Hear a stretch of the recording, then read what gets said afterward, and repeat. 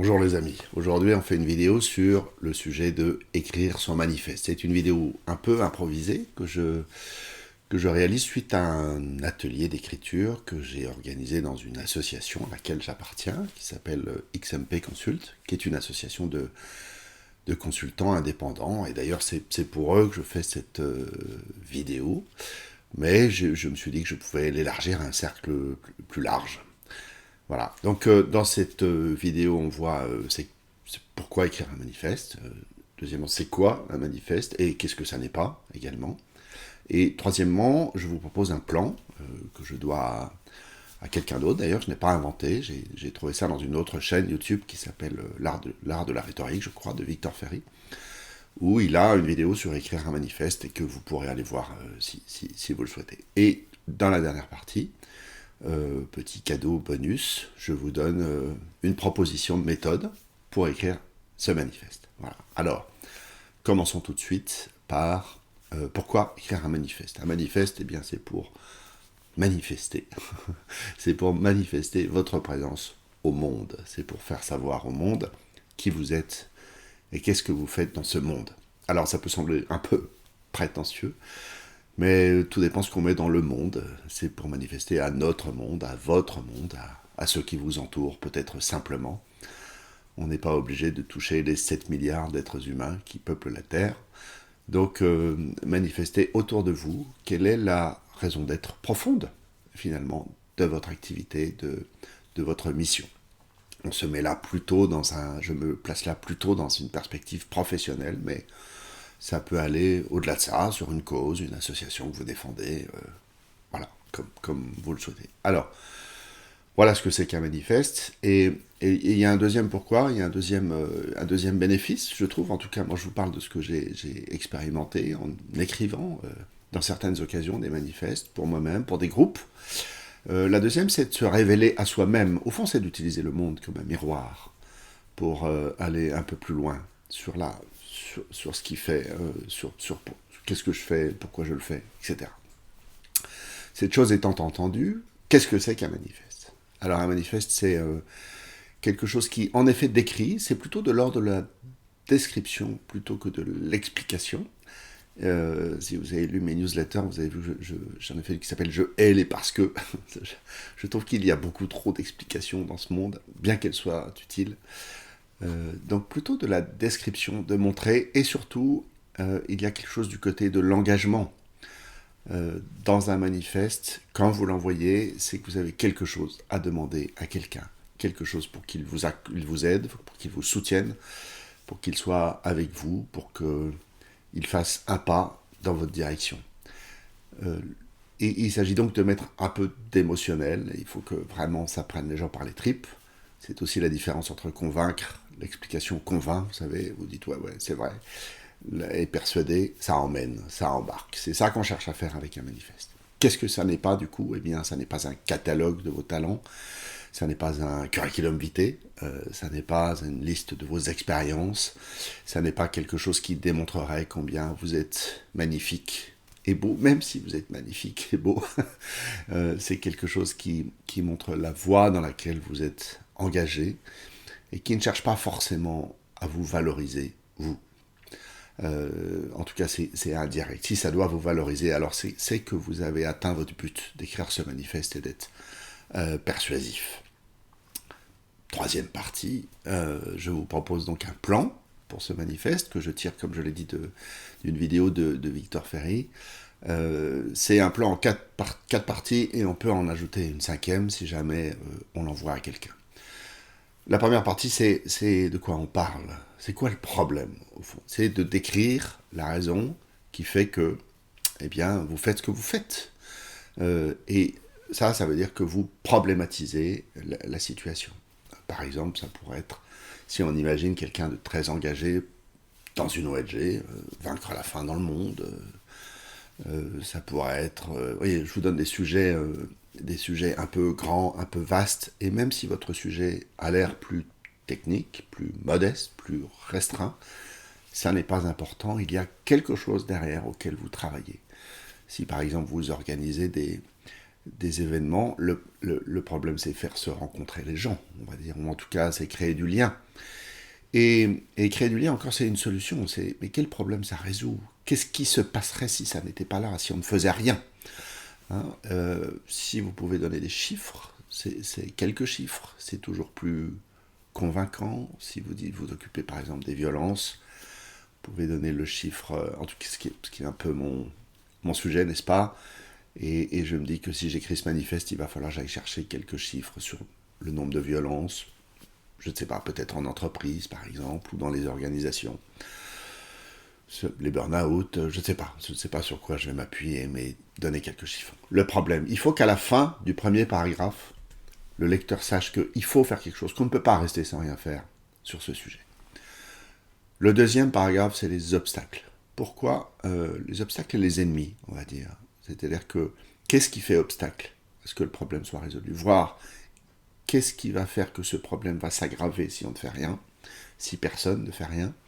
Et c'est forcément incarné par des gens qui poussent, qui sont là à la manœuvre et qui, peut-être par intérêt, par exemple, vont dans un sens opposé à celui dans lequel vous voulez aller. C'est ce que Ferry appelle les ennemis. Moi, je pourrais modérer le terme. Ça peut être simplement des gens qui ont une autre vision du monde que vous, mais en tout cas, dont vous jugez l'action contraire à celle que vous voulez mener. Le troisième, et c'est très important, parce que ça accroît l'idée qu'il faut faire quelque chose et vite. Le troisième, c'est dans quelle lignée vous vous situez, en fait. C'est qui vos héros? C'est qui les gens qui vous inspirent? Encore une fois, par exemple, pour moi, sur la violence, je pense que je parlerai de Gandhi, qui est un personnage qui m'inspire beaucoup. Et même si le personnage qui vous inspire a ses parts d'ombre, mettez en lumière en quoi il vous inspire, en quoi il a commencé, lui, d'œuvrer, ou il continue d'ailleurs, peut-être c'est un contemporain, il œuvre pour la cause que vous défendez. Et enfin, dernier point, qui est peut-être soit le plus difficile, soit le plus facile, c'est quoi votre solution? Qu'est-ce que vous proposez, au fond? Qu'est-ce que vous proposez de faire? Encore une fois, n'allez pas trop dans le détail du comment, restez dans la description plutôt que de l'explication, donnez les grands traits. Il faut que les gens se reconnaissent là-dedans et sentent qu'ils ont une place là-dedans, que eux aussi peuvent participer avec vous. La tentation naturelle du technicien, de l'expert, est de dire « moi seul peux le résoudre ». Ne faites pas ça, vous n'embarquerez personne, donnez envie de travailler avec vous. Et enfin, le dernier paragraphe, le cinquième, ça consiste, quand on l'envoie, à faire une demande, à faire ce qu'on appelle un call to action, un appel à l'action, dans le jargon, voilà, CTA.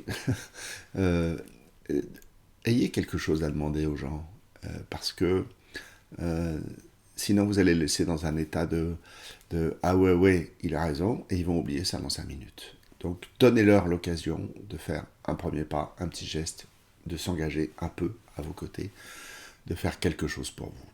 Voilà, c'était le plan du manifeste, et je vous propose maintenant une méthode, parce que c'est pas un exercice très facile, et ça peut être un exercice qui prend du temps, un exercice dans lequel on peut le faire, et le refaire, et le refaire, et le refaire.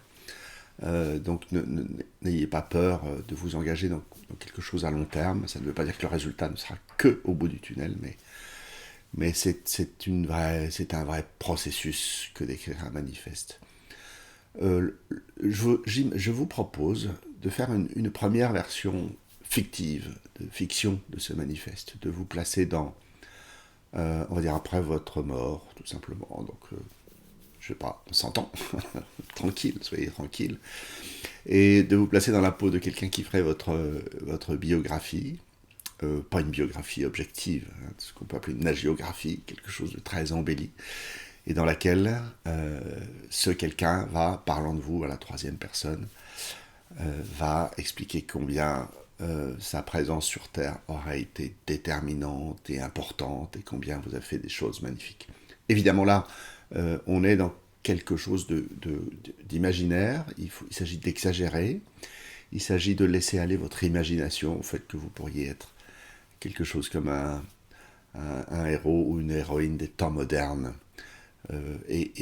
Et tant pis si dans un premier temps ça n'a pas de rapport avec votre activité, si ça semble décorrélé, voire irréaliste, ça n'est pas grave. Au dernier atelier d'écriture chez XMP, on a quand même eu un Nobel de la paix, excusez du peu, et on a eu quelqu'un qui a sauvé le monde de la soif. C'était formidable. Voilà. Une fois que vous avez fait ça, une fois que vous avez fait au moins cette petit bout de biographie, c'est peut-être un éloge funèbre, tout simplement. Faites l'exercice, vous verrez, c'est étonnant. Essayez de regarder en quoi ça parle de vous. Dans un premier temps, vous avez oublié qui vous êtes et en quoi finalement ça fait écho à votre situation professionnelle réelle. Ou qu'est-ce qui pourrait faire que votre situation, ça donne un angle à votre situation, ça donne une coloration, ça donne quelque chose comme une valeur, une vertu qui sous-tend l'exercice de votre profession, qui peut être par ailleurs une profession très technique, mais réalisée avec quelque chose qui vient du cœur et qui est au service de cette cause que vous voulez défendre. Voilà. Donc, une fois que vous avez fait ça, et si vous avez le bonheur d'y réussir, vous pourrez commencer à écrire ce manifeste. Et là, les professionnels de l'écriture, en tout cas certains, disent que l'écriture, ça se fait toujours avec 3 instruments, qui sont un stylo, une paire de ciseaux et un plumeau. Le stylo pour écrire le premier jet, donc laissez couler, laissez écrire, ne vous retenez pas, écrivez. Mettez tout ce que vous avez à dire, tout ce qui va au service de ça. Parce qu'il s'agit de produire du matériau. Vous savez, pour extraire de l'or de la rivière, on ramasse beaucoup de gravier. Et il faut beaucoup de gravier pour faire quelques pépites d'or, finalement, dans ce processus. Eh bien, l'écriture, c'est pareil. Parfois, il faut écrire beaucoup pour en extraire quelques pépites. Et c'est là que sert le deuxième instrument, la paire de ciseaux, où vous allez couper, réduire à sa plus simple expression. Et si, comme beaucoup de gens de XMP, vous avez une culture, et comme moi d'ailleurs, une culture d'ingénieur, ça peut être quelque chose d'un peu difficile, parce que nous pouvons avoir le sentiment que nous allons enlever des éléments qui permettent de comprendre. Mais ne vous souciez pas d'être compris au sens intellectuel du terme. Souciez-vous de montrer et d'être vu, et que les gens, de décrire plutôt que d'expliquer. Je le répéterai jamais assez, je crois, en tout cas c'est une conviction forte chez moi. Et le dernier, c'est le plumeau, ça c'est plus facile, c'est les corrections, c'est les petits ajustements, c'est de vérifier que l'écriture est fluide, l'écriture. Et ça, moi je serais ravi que vous m'envoyiez vos manifestes et que je vous fasse un retour tout à fait librement.